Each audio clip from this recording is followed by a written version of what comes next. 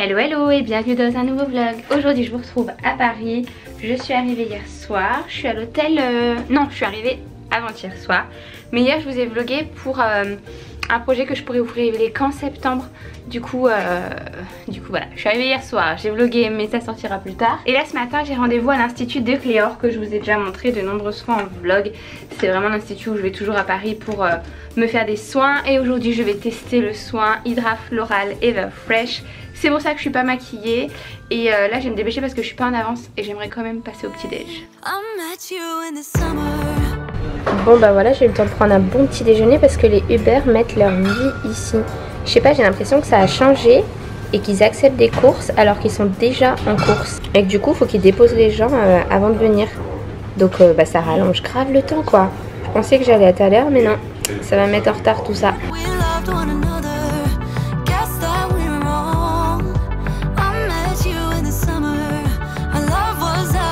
Wow. Comment vous dire? Il est magnifique ce soin, il est magnifique. Le soin que je viens de faire là, c'est un soin qui s'appelle Hydra Floral Everfresh qui dure 1h30, qui s'occupe à la fois du visage et du dos. Mais je suis au paradis là. C'est-à-dire que moi, à chaque fois quand je viens à Paris, je crois que je vous avais déjà dit, mais cette ville elle m'angoisse beaucoup. Et là, je me sens trop bien, hyper détendue. Des Cléor aussi bien, j'adore utiliser leurs produits à la maison. Je trouve que j'ai vraiment une belle peau là depuis que je les utilise. Ça fait quand même pas mal de temps, pas mal d'années maintenant que je les utilise. Je trouve que ma peau elle est beaucoup plus jolie qu'avant. Je pense que vous vous en rendez bien compte, hein. Je suis pas maquillée là, je viens de finir mon soin. Mais à la fois leur soin en institut. Heureusement qu'il n'y a pas d'institut des Cléor en Espagne parce que sinon j'y laisserai ma peau, hein. Franchement je me sens tellement bien là. J'ai pas envie de sortir, j'ai pas envie de retourner dans la rue. Non mais regardez les gars, ça m'a tellement mis la tête à l'envers que j'ai mis mon t-shirt à l'envers. Je voulais revenir avec vous sur un point important selon moi parce que c'est revenu encore une fois énormément sous le dernier vlog. Et voilà, on pose énormément de questions là-dessus. C'est à savoir pourquoi est-ce qu'on ne voit pas le visage de Liam. Et surtout dernièrement, pourquoi est-ce que je filme d'autres enfants, pourquoi je me permets de filmer d'autres enfants et leur visage alors que je ne montre pas mon enfant. Donc voilà, je voulais revenir avec vous là-dessus parce que il y en a énormément des commentaires, il y en a de plus en plus, je les vois, j'y réponds dès que je peux, mais c'est vrai que tout le monde ne voit pas forcément la réponse, donc je vais vous le redire encore une fois ici et après je pense, j'espère, on n'en parlera plus.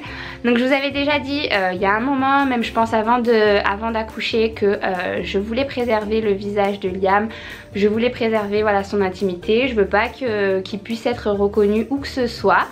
Parce que tout simplement vous savez déjà énormément de choses sur lui. Vous savez ma vie, vous connaissez ma vie, vous connaissez la vie de Johan, enfin vous savez ce qu'on fait dans la vie, vous savez où est-ce qu'on habite, dans quel pays, dans quelle ville, vous savez à quoi ressemble notre maison, vous savez à quoi ressemble la chambre de Liam. J'ai déjà fait un room tour de sa chambre, je vous partage très souvent ses achats vêtements, ses jouets, ses acquisitions, enfin je vous partage énormément de choses sur lui sans que vous voyez son visage, mais vous savez déjà énormément de choses de sa vie et ça me gêne que vous sachiez également en fait à quoi il ressemble parce que j'ai pas envie que des gens comme ça en le croisant connaissent en fait toute sa vie de A à Z. Donc en fait c'est pour ça aussi que je me permets de filmer d'autres enfants comme par exemple le fils de ma soeur ou la fille de ma copine dans ma dernière vidéo.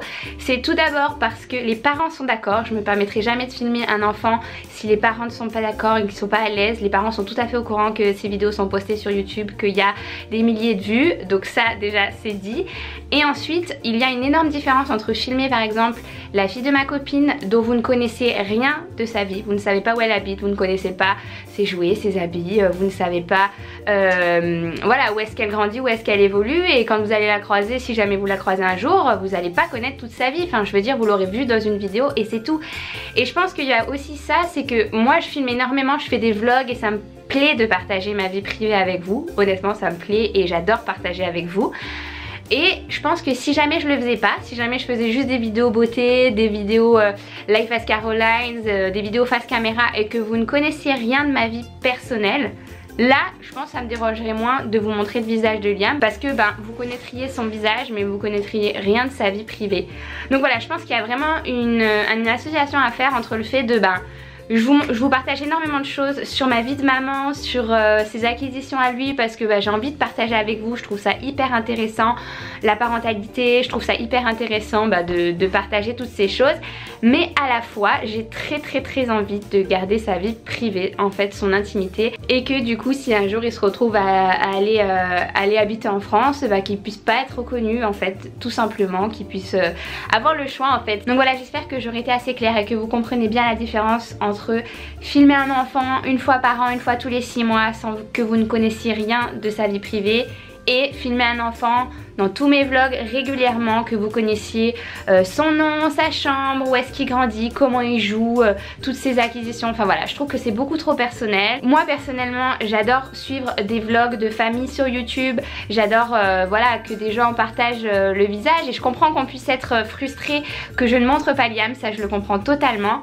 Mais comprenez aussi que moi, si c'est mon choix quoi, si j'ai décidé de ne pas le montrer, je le montre pas. Donc j'espère que vous me comprendrez et que ces questions là vont cesser, et surtout qu'on arrête de dire que je respecte moins les enfants des autres parce que je les montre en vidéo que Liam. C'est tout, c'est que les parents sont d'accord, et surtout je pense que les parents sont d'accord parce qu'ils savent très bien que c'est occasionnel. Donc voilà, j'espère que ces petites précisions vous seront utiles et que du coup j'arrêterai de recevoir des questionnements sous toutes mes vidéos.